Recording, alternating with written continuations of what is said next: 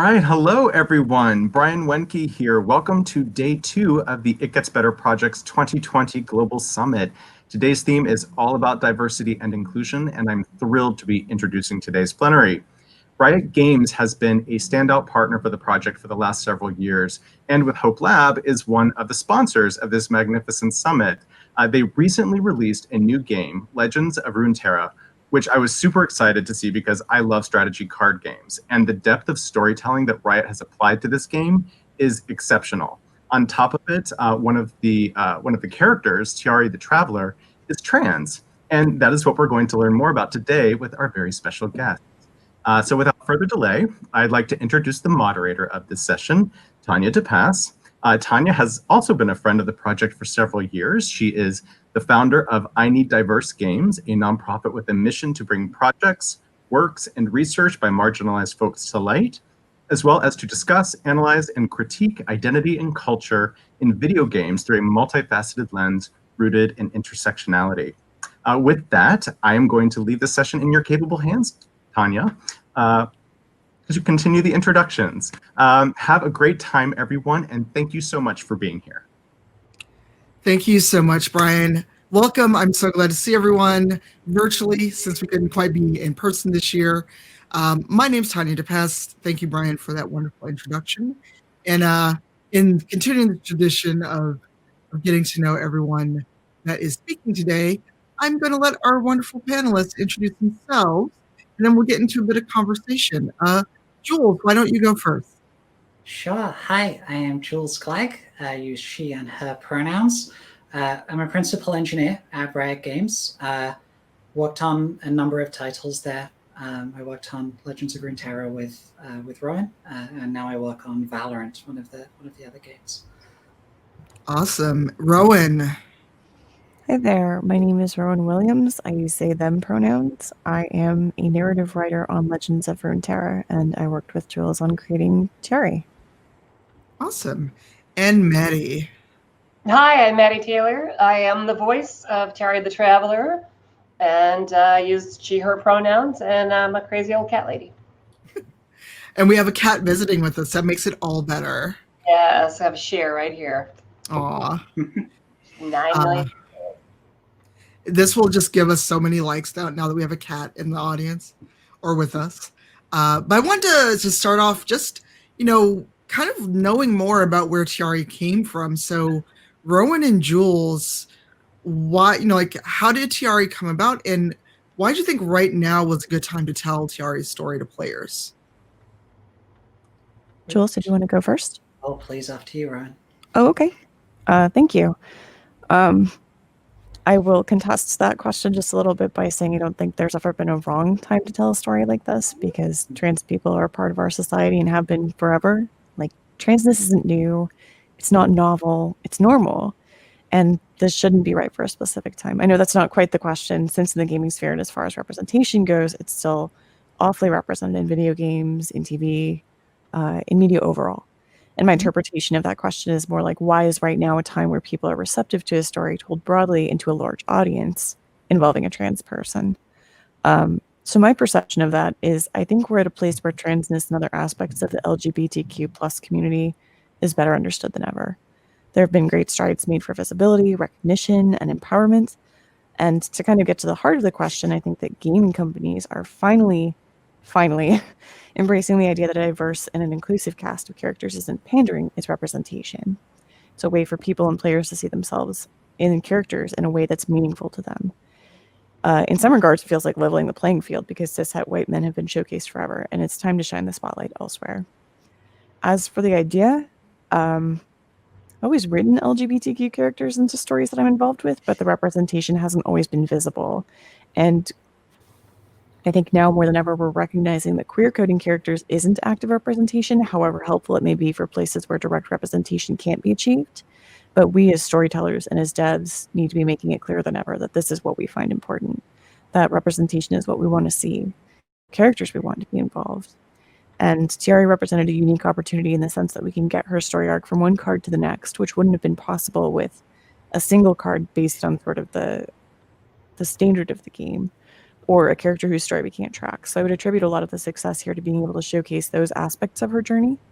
I think the idea came from the opportunity to use all these bits and pieces, these various cards and beautiful artwork as a through line for her story.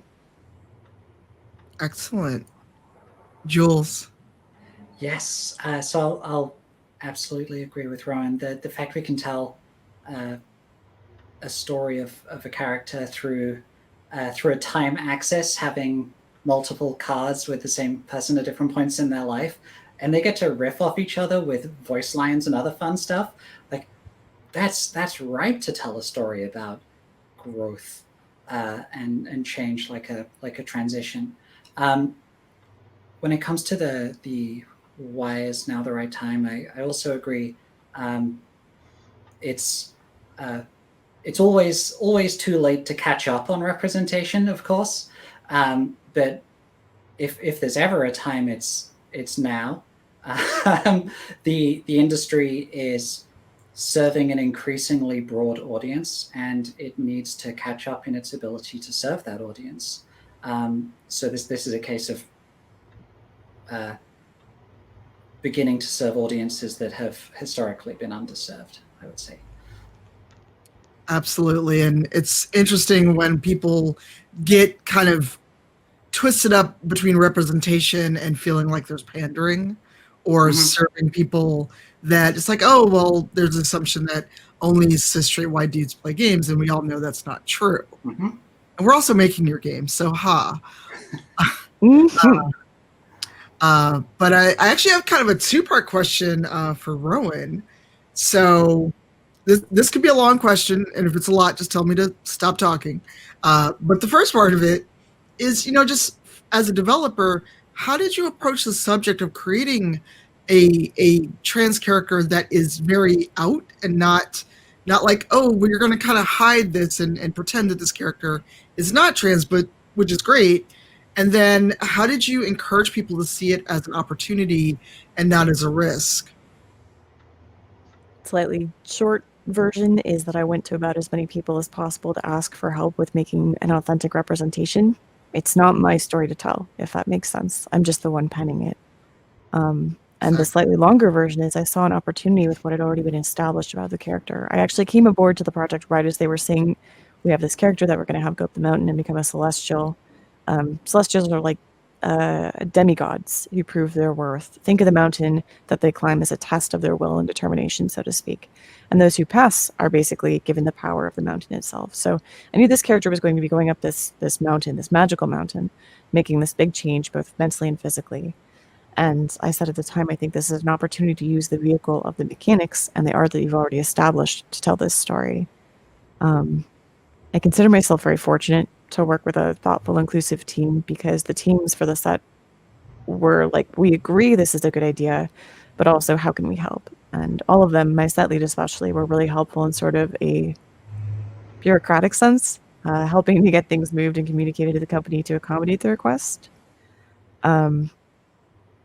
Yeah, I think to the part of the question that is about seeing it as an opportunity, I think it's always an opportunity when it's something we haven't seen or done before. I think the only risk was really being told no. I personally don't fear audience perception about stuff like this because it's a topic that I'm passionate about. I know it's meaningful and it's one worthy of inclusion in media for everyone. Yeah, hopefully that answers your question.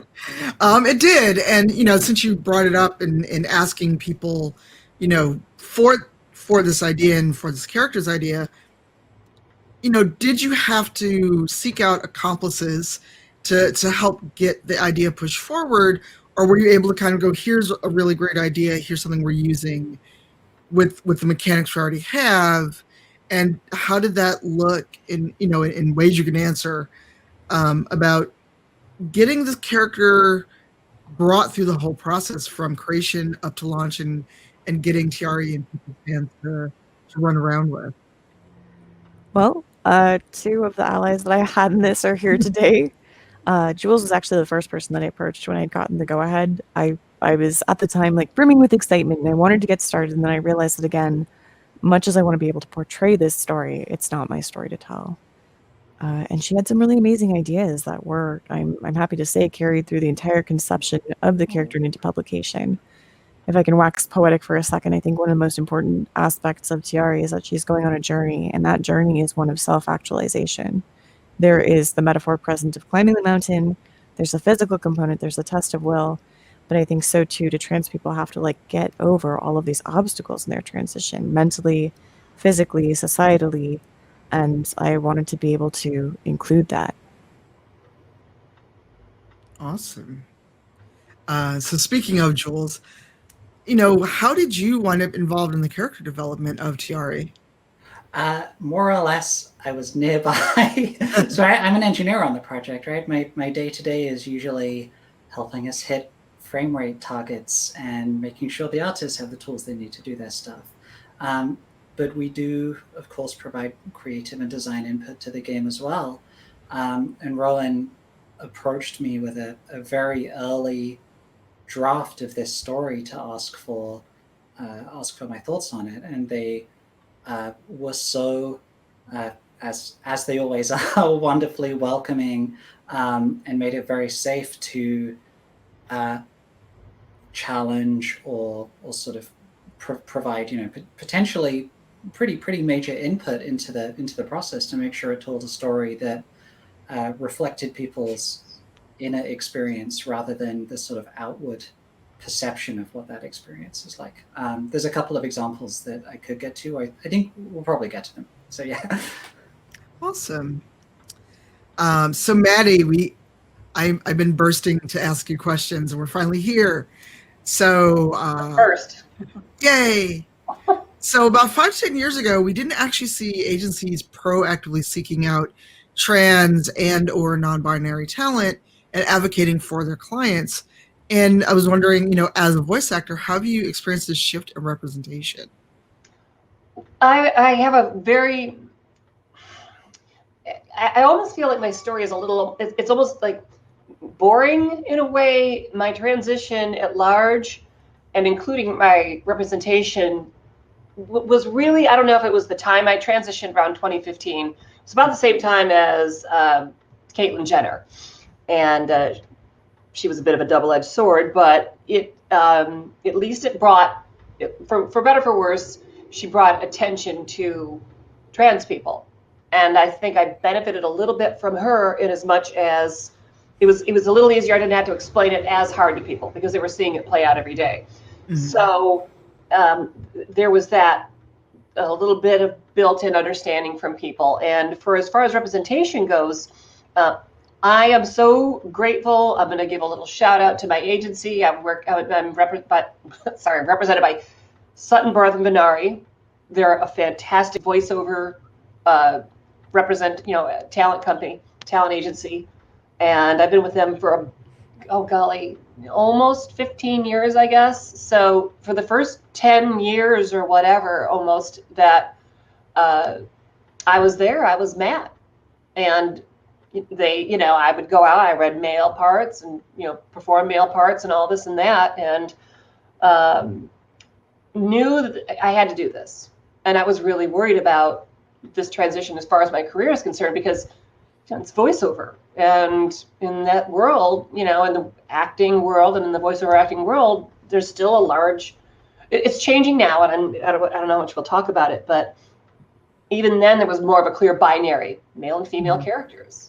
Female characters sound like females and males sound like, males. So I was really worried about how that was going to affect my relationship with my agency. Were they going to stand by me, or was it just going to be sort of like, well, sorry, we signed on for Matt. We signed on for this male voice actor. We don't know what to do with you now, and to their credit and to my agent, God love her, Cynthia McClain, I love you. She didn't bat an eye. She was just like, well, all right then. You tell me how you want to handle this. How do we want to work this? How are we going to make this work? She goes, we've never had a trans client before. And so I think I'm still the only one, and I don't think it's a lack of initiative on their part or interest in having trans clients. It's just there's not many of us, in the voiceover world. I'm one of the only ones I know of. There's maybe I'm assuming a couple others, but anyway. So as far as the representation goes, I got really, really lucky. I'm very, very grateful that, continue to develop with my agent and my agency. I consider myself very much still a work in progress. As far as the roles I read for and the parts I play and what I bring to them as a voice actor. Awesome. Is that too much? Sorry. No, not at all. La, la, la, la. Sorry. Yeah, a bit of an echo. But Rowan, I wanted to ask you a question. Because Sure. we talked about we talk about diversity a lot, as part of what I do, it's part of what all of us do in our respective roles. And, I know I see this a lot with like Black women, especially Black queer women, Black queer characters a lot. But a lot of times diverse character stories are centered around tragedy, but with Tyari, it's definitely not the case. So I want to ask, like, A, was it a deliberate decision? And B, what made you decide for Tyari's story to not be centered around tragedy? I think that's a great question. I definitely wanted her to have a happy story. We don't get LGBTQ stories often, if ever, in a lot of media. We just don't see them. And much as I feel I can acknowledge that LGBTQ people want as robust a story as an cis-het person you might see portrayed otherwise, meaning as much pain and loss and joy and love and, so on. We've got to be able to see the good stuff first when it comes to equity before we can even approach the idea of having them fill other roles. LGBTQ people deserve a happy ending, and that's been denied to us for a really long time. So to go back to your original point, yeah, I think it is deliberate. The story in the art is that Thierry climbs the mountain and changes forms. That's a moment of celebration, right? The challenge is inherent in the gameplay. That's part of narrative design. So it's about playing and winning as much as anything. But within the card herself, like, nobody is ever trying to talk her out of it. Nobody puts her down. Nobody misgenders her. I wanted it to be uplifting and positive, and I wanted it to be for people who are feeling like their own journey is difficult and stymieing. Occasionally, Thierry is met with the occasional, like, oh, is that you? Or actually, there's a line where Thierry's cousin says to her, I saw you before, but I didn't know you. And I think that's supposed to convey like the encouragement and the kindness and the awe. And all of that is important to celebrate with people who accomplish their goal after meeting with so many obstacles. Awesome. Yeah.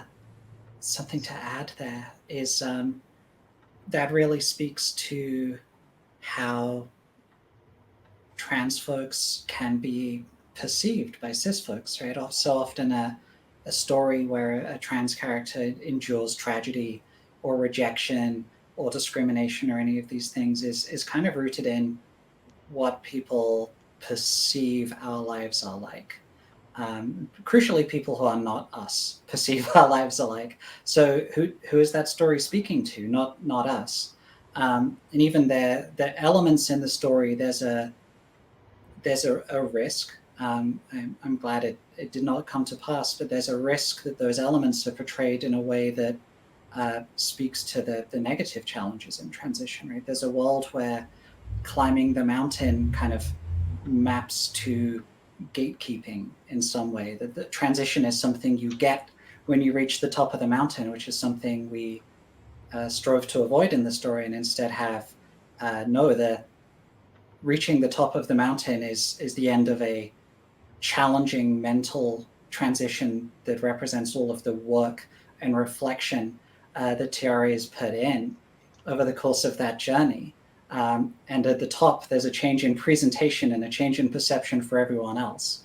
But the fact we get to tell the leading edge of that story, which is such an internal thing that speaks to me as a trans person and hopefully speaks to other trans people, but maybe speaks less to a cis audience, that actually makes it all the more valuable to me. I just wanted to jump in and sort of dovetail off of what Jules just said too. And what was exciting for me about playing Tyari and having that opportunity as a trans person is the positivity of the story. while still having a struggle. And if it's young people playing this, I just think that's really great, because for me, I was really excited about the chance to portray positivity and an uplifting story, and to say, yeah, there's challenges, there's some work to it, but being trans isn't all struggle.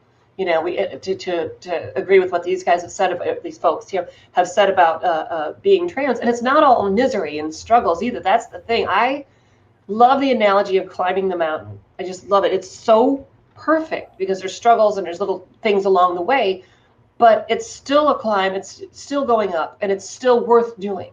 And I have never been happier than I've been in the last 5 years of my life since I transitioned. And it's so worth it. So for young people, especially, to have this opportunity to see this, you know, to see being trans and transitioning through this prism in a positive way, I just think it's so exciting. So for any young person, it's like, it's worth it. It's worth it. It's worth it. It's worth it. You're worth it to yourself to do it. I'm trying not to choke up, because don't no, get hot and all. it's good. It's good. It's just, it would be good tears, but I'm trying not to choke up. But since you got on the discussion of personal journey, and obviously if this is not too personal for either you or Jules to talk about, how do you see, or do you see Thierry's journey aligning symbolically with your own journeys? Either one of you. And again, if it's too personal, feel free to tell me, just like, no, move on. I do not want to talk about this. No, I'm good with it. I'll share. Unless Maddie, you'd like to go first? Go ahead. All right, cool. Thank you. English obligation, I have to ask. Yeah, that internal journey, right? We can be perceived as the moment we come out is the moment other people start perceiving us as trans, right? And so that the narrative that forms in people's heads, it's not a super empathetic narrative, but it can be, this person's just decided that they're trans. No, I didn't just decide that I was trans. I climbed out of a thick molasses-like swamp of assumptions about myself and things society had told me about myself, or even made me ashamed of about myself. I fought that internally for years, and then fell back down in the swamp and came up a little bit again, and eventually climbed all the way out and said, hey, this is me. I'm trans. Jules, she, her, please. We're good. So I really loved seeing that moment of breaking out into being yourself in other people's eyes as the triumph, the thing you get for going through that journey, and having the journey be something that's so private and very confronting. And it's not just that we have to go through it, right? It's because we're taught unpleasant things about ourselves, but it is true today that we have to go through it. So in some ways, I almost hope the story looks, to people in the distant future, I hope the story looks a little weird, because they're like, why didn't they just come out? That would be really nice. But for now, I think it can speak to that aspect of the experience. Yeah, that's so well said. It's so well said. There's one of my favorite moments is Tyari is talking, and then the traveler answers, and it's like, he says, I will become who I was meant to be. And then the traveler says, you always were that person. And I remember I remember in recording of it, that line just hit me so hard, because I knew who I was for decades. And Jules, yeah, I suppressed it for decades since I was a kid.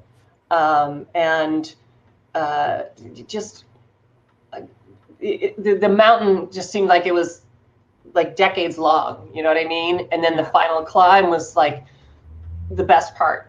And I feel like it's what I love about Tyari Becoming the Traveler is kind of being on this side of it. And I certainly don't claim to have any, celestial, whatever. I'm nowhere near that state. You know what I mean? I'm still like, but what's great about the transition is that once you get to the other side of it, there's still so much more to go. And that's the other thing about the mountain that I love, is it's like, in a way, you're going to keep climbing the mountain, but it's still worth it. I hope that made any kind of sense whatsoever. Oh, it made sense. And I'm just in here like, deep breath, don't cry, don't ruin the makeup. Same. Yeah. But Rowan, did you have anything you wanted to say before we kind of, because I have a question for you and Jules, actually, more on the techie side, but if you had something to add, please feel free. Yeah, I mean, I think I'm just wanting to say that I'm so grateful to the two of you, to Jules and to Maddie, for all of the good work that you've done to kind of like align this with your own personal journeys and to make it that authentic feeling. I know that myself, I was in a stage of kind of like queer and questioning during the writing of this character. And I think that some of it manifested as like, what did I want to see from this journey as well? Obviously, I'm not a trans feminine person, but I had hoped that like interactions with other people where I would ask for guidance would be met with kindness and understanding and compassion. And I think that so much of that comes through in these other characters that have been so well loved for so long by an audience. Like, we're working with league champions and they are so well known to their own audiences as being, specifically these ones, like kind, caring, compassionate. And so to be able to write them in that fashion, kind of like answering the questions that I had, where I was like, will you still love me if I'm this other way, if you have perceived me this way for so long and I'm someone else? And so many of the answers that they get from those well-beloved characters are like, of course. And I'm not going to tell you how to do this for yourself. You're going to do it, but I'll be here to support you.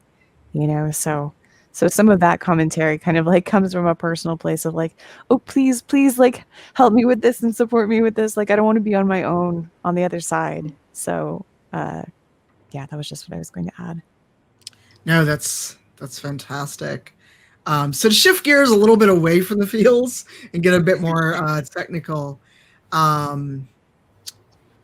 for Rowan and Jules, I guess, for internal processes and narrative and design, so as you went through iterating the character and creating her and going through all of the normal dev things, how did that change or shift as you went through that process, both in the narrative design of Tyari and, her look as well, if anything changed there?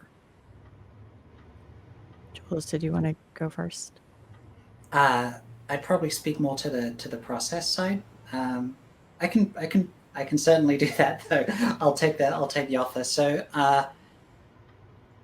if you look at how sort of the consulting on Tyari worked, I was not the only individual consulted on Tyari. There were some other folks as well, but it was a little ad hoc, right? There's a visibly out trans person on the team just over there. We could go and talk to her and ask her opinion on this. And I was also, friends with Rowan, so we had that connection too. Now I think we've been able to scale that a little bit. So there are communities and groups for people in different underrepresented or marginalized backgrounds, and they are able to step forward. Those individuals who are in those groups who have the energy and the time to spare to contribute to an effort like that are able to find venues for that, right? A creator will be saying, I think this character will be in X, Y, and Z intersections, and let's go talk to the groups of people at the company who've said they want input on this, and get a little more diverse input from them. But I think there's more to go. I think we can do better at building this thinking into the foundation of our worlds and the way we build our worlds and the way we define the politics and the regions and their relations and their attitudes on issues. We can take it further still. Yeah, I would definitely agree with that. I think it is such a good question, and I'm so excited to be able to say, like, it kicked off a bit of an undertaking to, I mean, for me personally, to be more actively involved with not only the D&I being diversity and inclusion initiatives going on at the company for my own team, but for teams company-wide. I'm currently putting together a bunch of different material. I can't say too much to the internal processes in the sense that those are A, specific to Riot, and B, still in the works. But I can say that it's inspired a much more thoughtful and thorough look at all how we are going to other links to like hire external consultants when our own internal resources are not able to meet the needs that we have. We're putting in more effort now than ever, and I know that we do have a long way to go, but I think this is a really good start. And I know that this kicked off a lot of conversations that are then inspiring other teams to take a closer look at how they approach issues of diversity as well. Awesome. So Maddie, for you, because you did mention that you, as far as you know, you're the only trans client of your agent. So knowing that and going through your journey, what made you to decide to take on this role? And you've talked about already how she resonates with you, but what made you decide to take on the role once you went through the audition process and everything? And also, how does it feel to be part of overall video game culture? Well, as any actor will tell you, what motivated me to get involved with the part was they hired me. So as an actor, you're just like, oh, I booked the job, great. Oh, they're trans too, even better. So it was just like, and again, and thank you to Rowan and Jules for the and Riot Games for even caring to in the first place, to even say, you know what, let's do this in the first place. And Rowan was the whole time we were we're interacting, and they asked me questions too, how I felt about it. She was very, very they. Oh my gosh, I am they. Leave it in. You can see that I have a whole thing about pronouns, and I respect them. I apologize, Rowan. No, it's totally fine. I absolutely apologize about your pronouns are on this dang screen, and I still mess that up. So they were very attentive to me the whole time. They were very sensitive about how I felt about the character and how did the story ring true and did the journey ring true. Constantly checking in on that front. So I never felt like, I always felt on solid ground with this character, and it all resonated very, very true. It was, they obviously, and I say now they with both of them, really had considered it really, really well. Jules's input is clearly obvious because it felt very solid the whole time I was performing that role. And then, sorry, I just felt so bad about the pronoun thing. I was trying to remember the second part of the question. The second part of the question is, it's okay. How does it feel to be part of video game culture, to voice this character? I'm really happy about it. I'm really, really happy about it.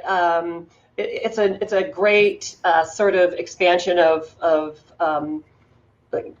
having had some, success in animation. This is a really cool further area to go to. As an actor, I'm really excited because it just means hopefully it's the start of more trans inclusion in the industry. And again, as an actor, means maybe more possibilities for work down the line. And I agree with what Jules said about hopefully. I'm so happy to see this kind of inclusion in gaming and in like entertainment, television and movies and things like that. I still think there is miles to go. I do worry that there'll be a little bit of tokenism with trans people where they'll go, well, we gave you a couple of things. We gave you this game here, and as a show, you had Transparent, and you had Laverne Cox. Come on, all right, we did that part. Let's move on, kind of a thing. And so, I'm really hopeful that this is, early on.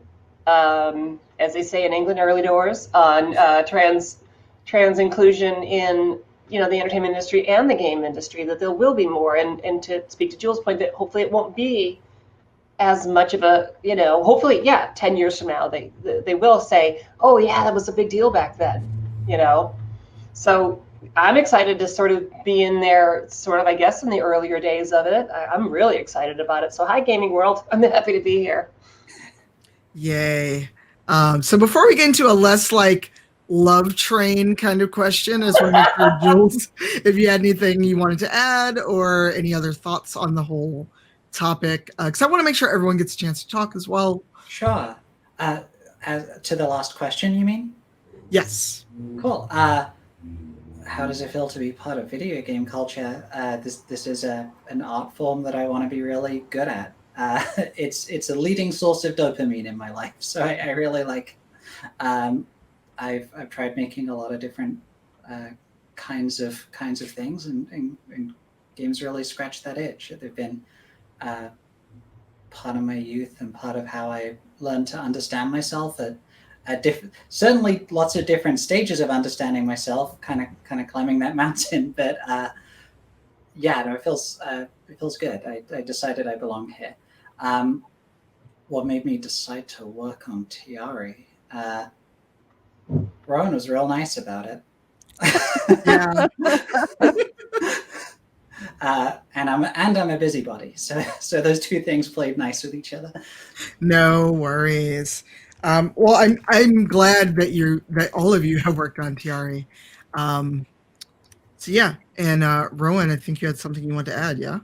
Yeah, I would just say actually that Jules, I mean, you're a tremendous resource for so many people. Like you have openly advocated for this character within the company. You are somebody who is very accessible on social media platforms. So like this is no small undertaking. Like that is a tremendous amount of emotional labor that you are willing to do, and you put yourself out there so often. So I mean, beyond just being grateful to you for working on this project, like I think that you have made a tremendous impact on the industry just by dint of being you.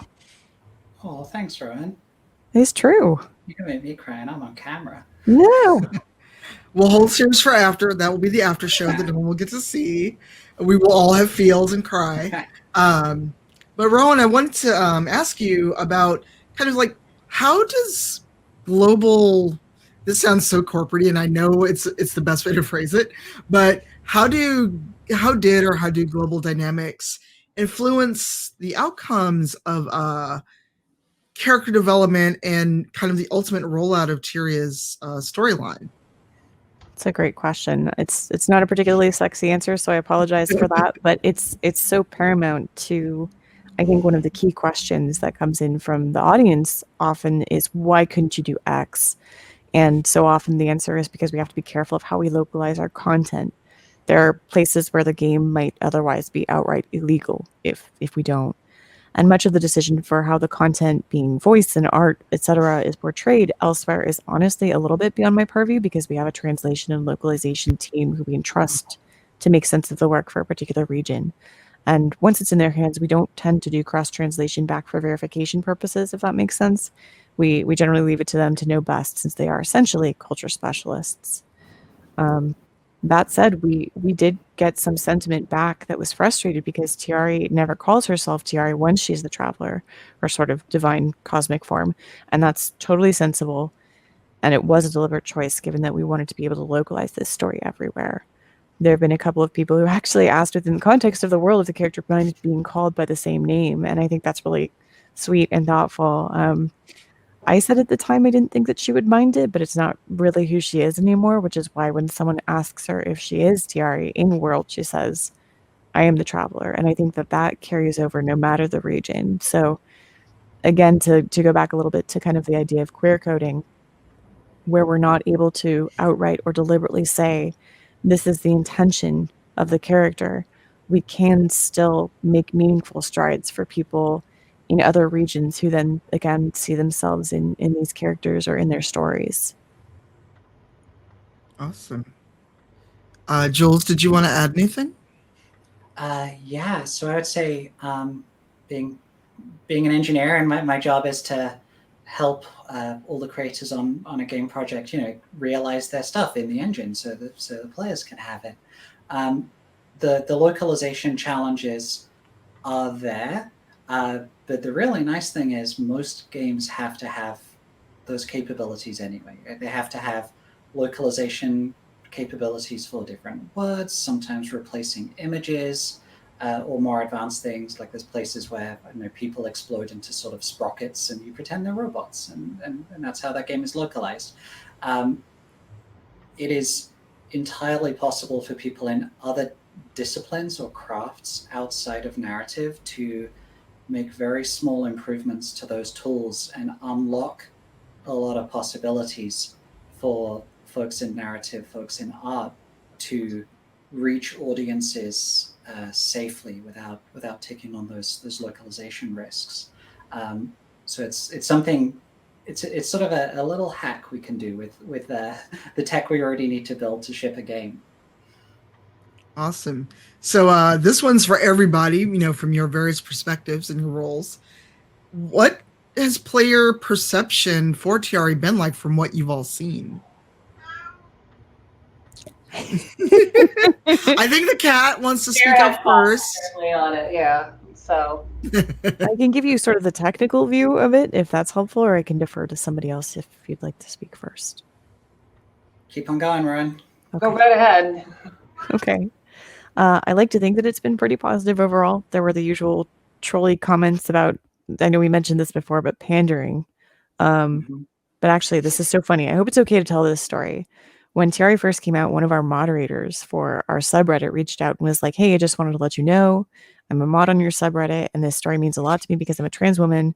Also, I'm working really hard to keep trolls off of the forums. And it meant a lot to me that she was willing to tell me that, first of all. But secondly, she was putting in so much labor to get rid of any shitty comments because she had to be the person reading them and then banning people or taking the appropriate action. So that was actually an interaction that really stuck with me. That was a tremendous undertaking for a person to do out of love for the content itself. And I'm so grateful. And I hope she's doing okay. I haven't talked to her since. I should probably check up on her. But all in all, I think there have been a lot of people who love her, which makes me really, really happy. Awesome. I don't have a lot of follow through with the players. Oh, sorry. Okay. The cat has opinions. The cat is full of opinions, and quite frankly, I'm tired of them. But I love her. Yeah, once I kind of have done my thing with it, as an actor, it's like I kind of walk away in a way. So, but I'm hoping, and actually that's my chance to ask too. It's like, are you seeing like overwhelmingly positive reaction or to Tyari being trans? Yeah, not to speak over you if you'd planned to chime in, Jules. I think yes, there have been so many people who have reacted positively to it. I think there was actually even a thread about it when it first came out. Again, Reddit is my sort of gateway into the world of our audience, and so many people had said like, this is the first trans character I've seen in a game, and this is meaningful to me personally. And I just saw so many wonderful comments from people. It's amusing. There have been comments about like, why couldn't we get this in League first and foremost? And I think it is totally dependent on the format of our game and the fact that we're the second game and stuff like that. But all in all, I think people have been really, really pleased. And so many people love, the voice acting that went into it. So that I can't take any credit for that. So that's a big deal. They like me. They really, really like me. They really do a lot. Yes. Yeah, I would say in the aggregate, I think it's been really, really positive. Obviously, there's there can be like kind of a toxic reaction too, but by and large, really positive. What I would say is given the proportions of representation in game content, right, like cis het white men who are beefy and own an assault rifle get a lot of representation, and other groups that less so. The few characters that trans people get can be load bearing, right? There's so many hopes hanging on them to tell, my individual story for every audience member. And it's a little heartbreaking to see. You put so much work into getting the character out there, and of course that character can't speak to everyone. And if we really try and generalize, then we risk looking clumsy and it. Oh, you having a difficult time hearing? If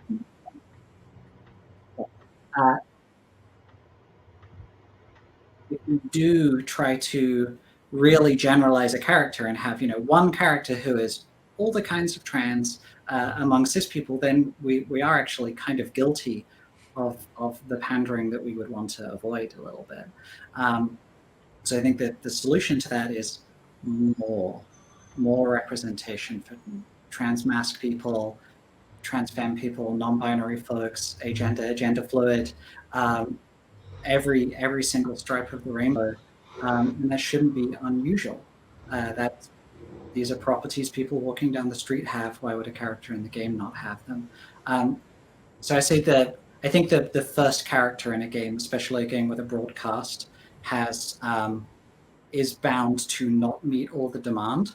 And I think it's okay for that character to not meet all the demand. I don't think it's okay that the demand is not met. We need more to keep meeting the demand, is what I'm saying. Just to tack onto that too, there was something about that character. I remember Rowan asked about. I think you remember you asking about this too. It was about accessing the male part of the character. Speaking of males and representation in gaming and the population of gamers and whatnot. One of the things that I was very happy to do was dig into to Tyari versus the Traveler, and go back and access that maleness of it, because he's very at that point I guess before they become she was very like I'm gonna climb this mountain, and I didn't have any problem accessing that male part of it, because I think it's important to let that be seen and acknowledge that it's like I wasn't always there was a boy here. And I think it's okay for other people to see that, for trans people and for cis people to see it and say, oh, okay, I can see, this person, I see myself in this person. I'm not saying that doesn't mean every cis person is going to consider transitioning, but it kind of, I think, is a great way to show people that it's like, yes, trans people, we are you. We walk, we're not weirdo. We don't come from another planet. We are here. We're just here too. We're here people. We don't come down to the planet Earth as trans people. I started out as Matt, and I got here to Maddie. And so I was really happy to see that aspect of Tyari and to be able to access that part of the role. It was really, really, I felt it was really actually important for that part of it to be seen. I hope that makes sense, so that the cis people can see that too and see there's a commonality, that they have a certain commonality with trans people, that we're all human beings. Yeah, absolutely. I think to that point, into the prior one that Jules had made, I saw this just go past on social media, so I can't take any credit for the original saying, but someone had said diversity doesn't mean one of each. And that to me is just incredible to see so succinctly put, right? Like, we have this single character who hopefully encompassed and had to bear the burden of representing so many different aspects of transness.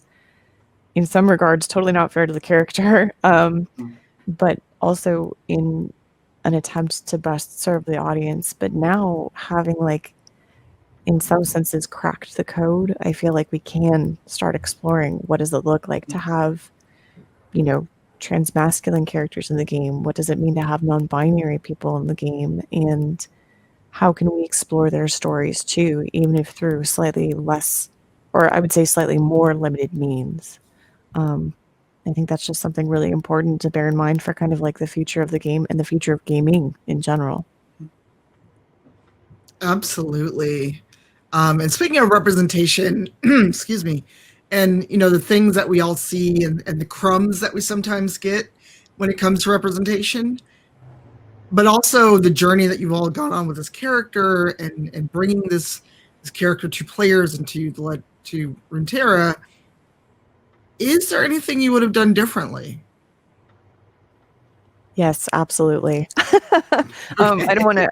Is it okay if I go first? Yeah. Thanks. Okay, cool. I think it's such a good question. Beyond the technical side of things, like being present at the stage of concepting that would have allowed us a little more freedom later on and pointed more directly at the story and gotten as many voices in the room as possible, I think it's honestly about making the representation truly authentic. And there's some places it's hard because there's no real world comparisons to draw from when you're making what's otherwise a very difficult, again, socially, mentally, physically draining process, basically magical. And for what it's worth, that was one of my first questions to people. Like, does it feel weird to make this transition magical? No hormone replacement therapy, no surgery, no nothing, which of course is right for some people and not for others. it's kind of like a magic fix. And some people were like, well, duh, yeah, of course I would want to do it magically too, right? Like I would love to snap my fingers and have this happen. So it's kind of like wish fulfillment. But there were others who were like, this just doesn't resonate for me because I'm not seeing my own experience in it. It's too far removed. And I think we did miss the mark for a lot of people on that. A reaction that I've seen is that Tyari is human, and when she's transitioned, she's kind of alien-like. There are a lot of humanoid features, and she's pretty, but the justification at the time was, hey, we hand-waved transitioning medically because that's not what suits this otherwise magical story. So maybe not making it the perfect ideal form will feel a little bit more resonant to people. But the consistent portrayal of non-binary people and trans people and queer people as something other than human has been a consistent issue across media. And we were subject to that too. I think that I was really wrapped up in it as I was working on the project and didn't view it as objectively then. So it's something that I in particular want to be cognizant of moving forward. Absolutely. I think I was really fine with the Traveler's sort of final form, and I understand people have differences of opinion about that.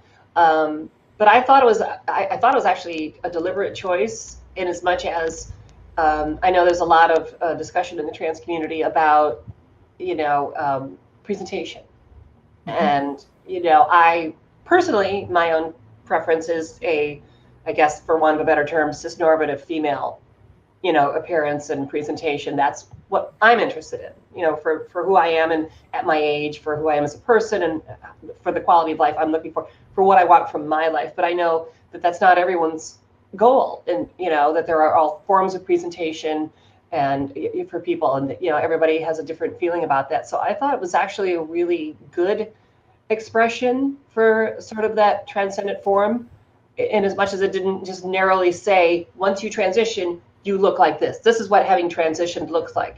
It kind of, I felt like, was a pretty good open thing that more people could, especially in a fantasy sort of realm. I thought it was a good form that people didn't lock anybody into that. A person of color doesn't have to look at that and go, oh, but I'm not, that's not me, because I don't see myself there either. So I thought it was also good to not lock people in that final form, if that makes any sense. I see that. I think that speaks to the character at the moment, for now, sort of standing alone as the representation of trans culture in the game. And so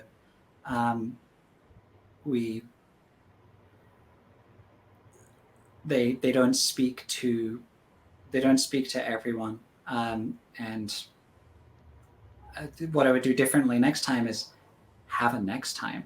Right? There needs to be a next time and another character who is different and has different feelings about their gender and their presentation, and comes from a different background and a different culture with different attitudes, and they have a different personality. Then as someone who's consulted on the project, that work is often a little extracurricular, right? For Rowan, they are working through, a writing backlog of writing deliverables. So it's their day job. For random engineer who's contributing, it's like coffee time or lunch effort. So I think what I regret not doing on that project is pushing a little harder to advocate for the value of me contributing to that and getting time spared in my day to make it happen. No one said no to me about that. I failed to ask. I just assumed it would be a no. I don't know to this day what the answer would be. I'd like to hope it would be a yes. So I could have maybe taken some better care of myself, stretching to make that result come for the project. And you can help that happen by making sure the leads on the game have articulated that representation's a priority, and there's a thing on a slide you can point to and be like, it's a priority, you see I'm contributing to it. And make sure it's not in the scope that gets cut, because when you ship a game, you cut a lot of scope. A lot of stuff you wish would go out doesn't go out until a little bit down the road, or maybe never. So I integrate with project management a little better, I guess, is the short version of that. I can understand that. And then the last question, which, in all of this conversation that we've had, which has been wonderful, we've all touched on this a wee bit, but if you had one short piece of advice or one thing you could tell either other developers, other voice actors, or just other people that want to go out and tell stories that may not be their own, what advice do you have for both audience members, gamers like myself, and also for people who are doing the work on how do you honor the stories of diverse people that are not like yourself, or that are like yourself you don't get to see enough of? I talk a lot. One of you should go. Okay.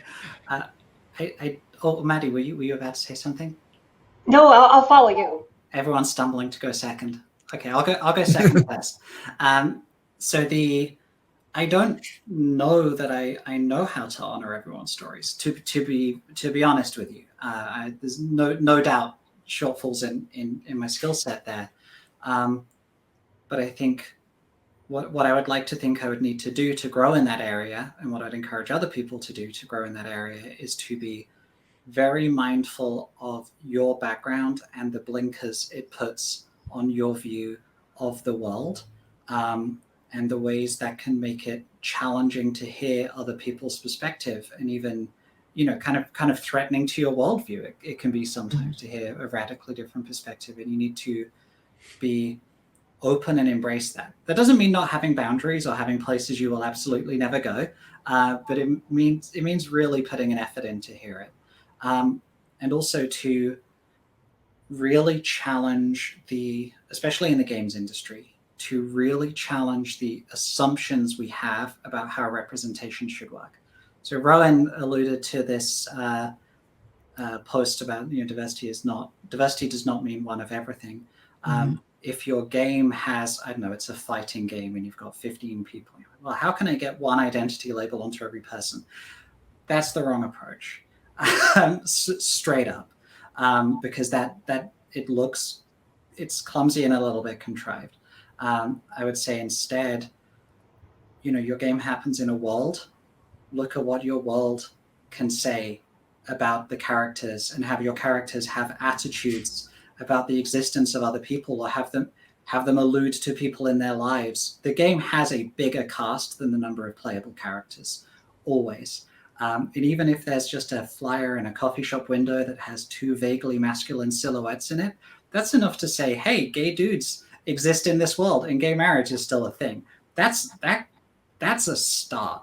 Right? It can be as easy as putting a flyer in the window of a coffee shop in your game. Doesn't have to be, slash fic of 2 of your playable characters. So there's a lot of places to start, is what I say. Yeah. Maddie or Rowan, any final thoughts?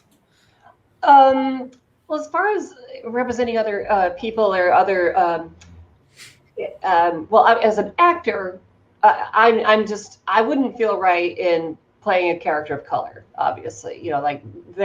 So my options, I think, as a voice actor are sort of set for me, and I'm fine with that, obviously, and I'm glad to see trans inclusion here, and I can't give details the same, as anybody else here about some other projects, but I've been lucky enough to, they're not out yet, but I've been able to play some other trans and non-binary characters in a couple of other projects, which I was really glad for. So as far as the voice acting or the acting part of it, I guess what I'm grateful for in that area is that it's a big enough, and in the gaming world too, they're very, one thing I'm very happy about my career as an actor in entertainment and television and movies and in games is that they're a very big universe, and there's all sorts of stories to be told, and there's all sorts of creatures and different types of non-human characters. So that is where I, get to spread out and stretch and this and that. But as far as like representing other people, I'm white. I'm trans, but I'm white. And so as far as human characters go, I mean, if I felt like if the project was created by a person of color, let's say, and they were okay with me portraying someone, I'd still rather see a person of that, ethnicity play the role. But if the creator was okay with it, I guess I would. it would just depend on the circumstances. But as far as like representation goes, and other people, I guess I'm always going to err on the side of caution. I'm going to always err on hopefully what is the side of respect for that character and for the audience that they're intended for. I want that audience. I'm happy to see trans people represented as a trans person. I want any other person in a marginalized group to have that same satisfaction. So I try to just choose my paths as a creative person, do unto others, I want to give that respect to them that I would hope to see for me. Yes, and Rowan, you get the word. Sorry, yeah, I actually did just want to call out that Tanya just shared the Twitter of the person who did say that diversity doesn't mean one of each, and that's Solomon Giorgio, at Solomon Giorgio. So just a quick shout out for that. Thank you, Tanya. I think when it comes to advice for storytellers and for game devs, first of all, it's your world. They're your characters. It's your rules. No one gets to tell you what to do with them. It's up to you. And you decide what the default is. And it doesn't have to be cishet white male, as we've been led to believe for so long. It can be anything you want it to be. Second of all, think about intersectionality. I think people assume that characters with multiple facets are going to be quirky, but those are characters with life. And again, you make them who you want to be. And third, to kind of follow up with the points that the other two have made already, it is your job as a storyteller to do your research.